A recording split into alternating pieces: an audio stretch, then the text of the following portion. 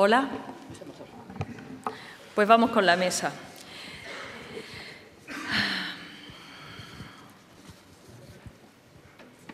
Vale.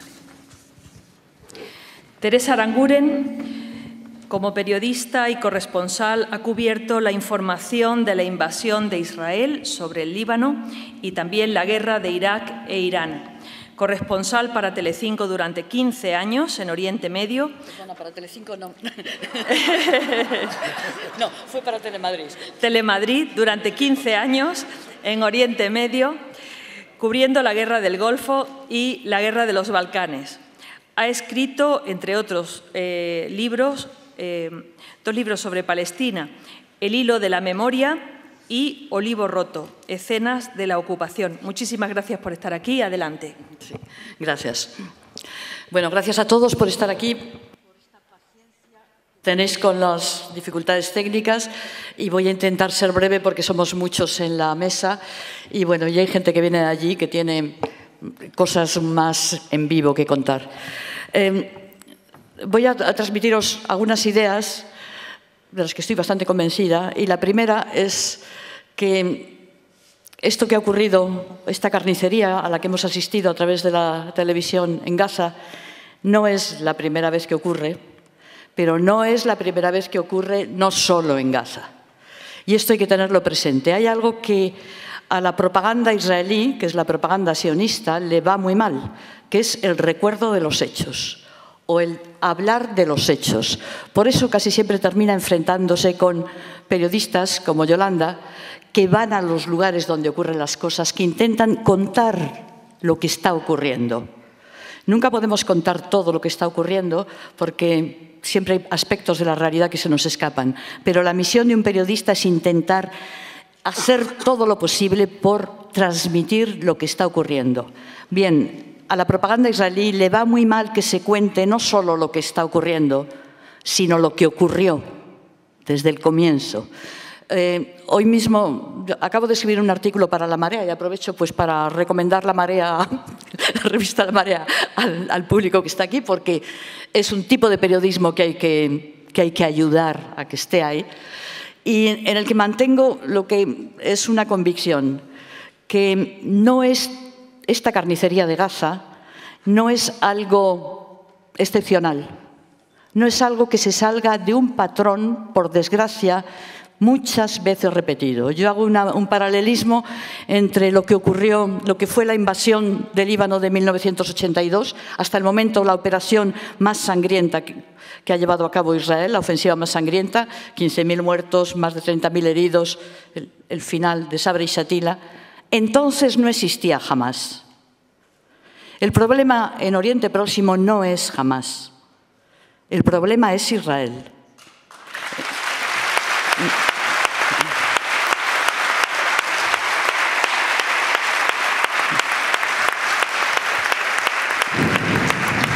Voy a explicar, a dar algún dato, algún hecho de por qué digo que el problema es Israel, siendo muy consciente que, como ha dicho Yolanda, hay ciudadanos israelíes de un enorme valor humano y de una enorme valentía que son capaces de estar codo con los palestinos, defendiendo los derechos de los palestinos y oponiéndose activamente a la ocupación. Pero, por desgracia, son una minoría sin capacidad de influencia en Israel, una minoría muy pequeña. Y lo más terrible de lo que tenemos, y por eso tenemos que contar los hechos, mirar la realidad como es que esta operación, esta ofensiva de Gaza, como la anterior del 2012, como la anterior de 2008-2009, la que se llamó Plomo Fundido, cuenta con el apoyo de más del 85% de la sociedad israelí. Ese es el problema. Ese es el terrible problema. Y eso nos lleva a ser muy conscientes de que la posibilidad de que este alto el fuego sea duradero, que no sea simplemente un intervalo entre la siguiente matanza o la siguiente ofensiva israelí, que a lo mejor no es en Gaza, a lo mejor es como la del 2002 en Cisjordania. Yo estuve en la del 2002 y lo digo porque conviene recordar que el problema es de Palestina, no solo de Gaza, es Palestina, lo que está en riesgo de...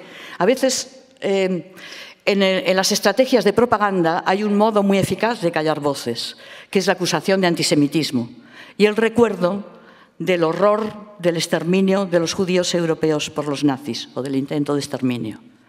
Bien, hay que tener muy claro en la cabeza que el modo de mantener viva la memoria del Holocausto es no permitir que ante nuestras narices siga ocurriendo algo como lo que lleva ocurriendo desde hace décadas en Palestina, y que Israel no se puede erigir en heredero del sufrimiento de los europeos durante el nazismo, los judíos europeos o los que no eran judíos. Los herederos son los que lucharon contra el nazismo. Y quienes crearon el Estado de Israel no estaban luchando contra el nazismo.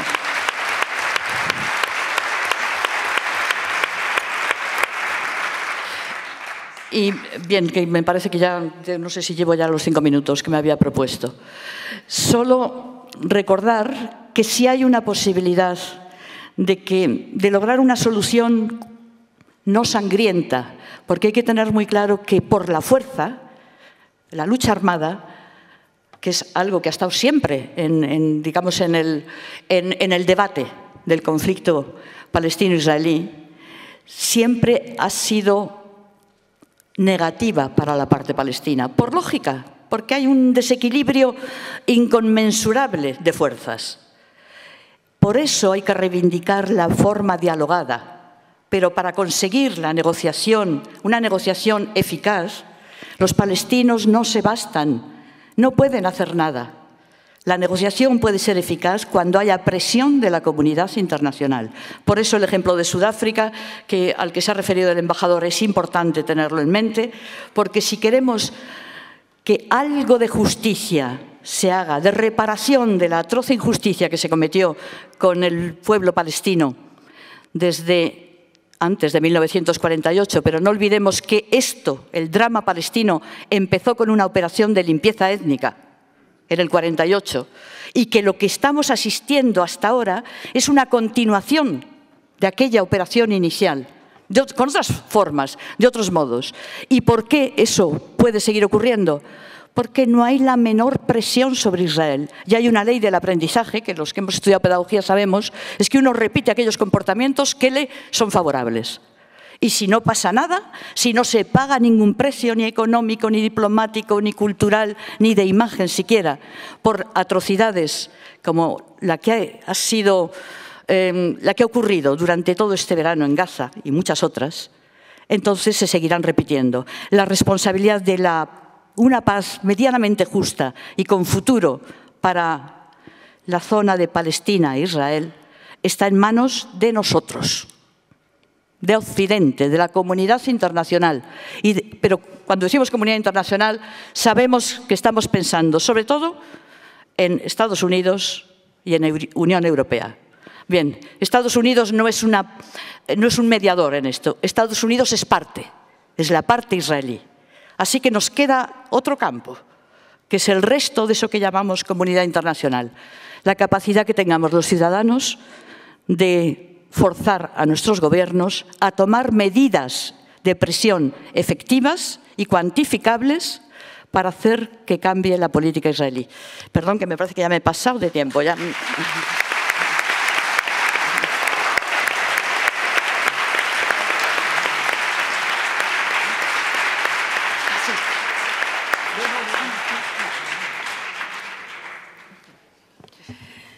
Muchísimas gracias, Teresa.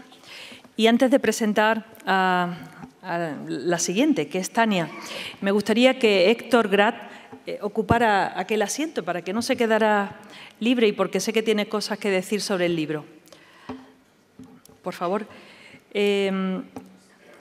Tania Sánchez Melero, todos la conocéis, diputada autonómica por Izquierda Unida en la Asamblea de Madrid. Es también colaboradora en varias televisiones como comentarista. Adelante y muchas gracias por estar aquí. Bueno, yo al igual que...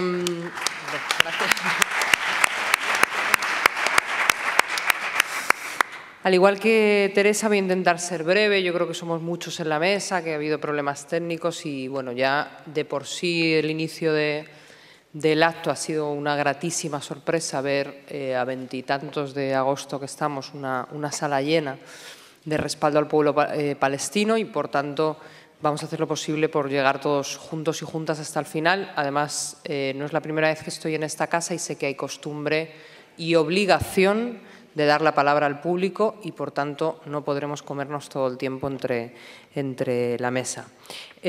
Yo no soy experta en el tema de Gaza ni lo he visitado, y por tanto ese es otro motivo por el que seré muy breve, porque me parece que lo interesante de hoy es escuchar a la presentación del libro, al que ya aprovecho a perder un minuto y medio en reconocer la función en términos generales, pero sobre todo en situaciones como la de Gaza, que tienen las brigadas allí donde van. Una tarea que no solo tiene que ver con salvar vidas humanas. Yo conozco experiencias de brigadas, sobre todo en el conflicto colombiano, y desde luego mucha gente no estaría viva si no fuese por ellos y ellas, pero sobre todo tienen una tarea que creo que es la fundamental, que hay que vincular con actos como el actual, y es una tarea de denuncia política, porque, como ha dicho Teresa, con muchísimo más acierto que lo pueda decir yo, el conflicto de Israel y Palestina no podemos dejar de contar los hechos desde el comienzo de su historia, porque si no caemos en la trampa, y es una trampa a mí que me ha tocado en estas semanas de agosto pelearme con alguna gente en algunos medios de comunicación sobre este asunto, caemos en la trampa de pensar que el problema es Hamás y que el problema son unos cohetes. Y el problema de Palestina es Israel y ningún otro problema. Y desde luego una comunidad internacional que no solo aparta la vista cuando se violan permanentemente los derechos humanos, según quien sea el autor de esa